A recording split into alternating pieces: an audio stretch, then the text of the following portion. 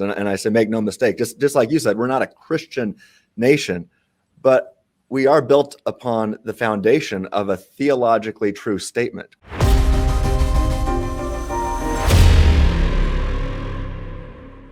Yeah, just one more thought on Christian nationalism. It seems odd to me when a Christian who isn't American rejects the term, because so they can't be against Christianity if they're a Christian. And if they're opposed to our nation, I like to ask them, well, how are you going to improve upon our theological and philosophical foundations? And I say, make no mistake, just like you said, we're not a Christian nation, but we are built upon the foundation of a theologically true statement that cannot be improved upon in the Declaration. And I know you'll have stuff to say. All men are created equal, and we have certain inalienable rights: life, liberty, and the pursuit of happiness. And pursuit of happiness does not mean pleasurable feelings. It really means virtue. It means, the word happiness really means virtue.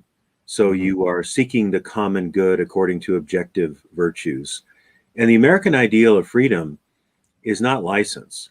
It's freedom from evil and freedom to do what is right according to the dictates of your own conscience. So let me go back to, if I can, to citizenship for a minute. What does that really mean? Well, when we look at the American system, you see that we have the First Amendment. In the First Amendment, there's a proscription, that is, there shall be no state religion, no establishment of religion through the state.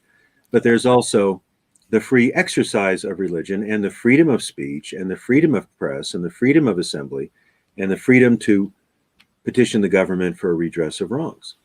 So that means that you can bring your religious perspective into the public world and into the state, whether it's federal, local, whatever it is, as long as you are not directly supporting one religion over another through money or through law. So we have Constitution says there's no religious test for office.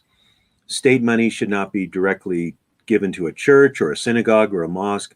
That's the American setup. It's brilliant. It means that people who are religious and irreligious need to talk to each other, convince each other to join their church or mosque or synagogue or to join the atheist club.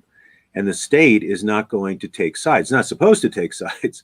It often takes sides for naturalism and atheism in the public schools, because that's what the ideology is that drives and governs the public schools. But a lot of people, I think, are intimidated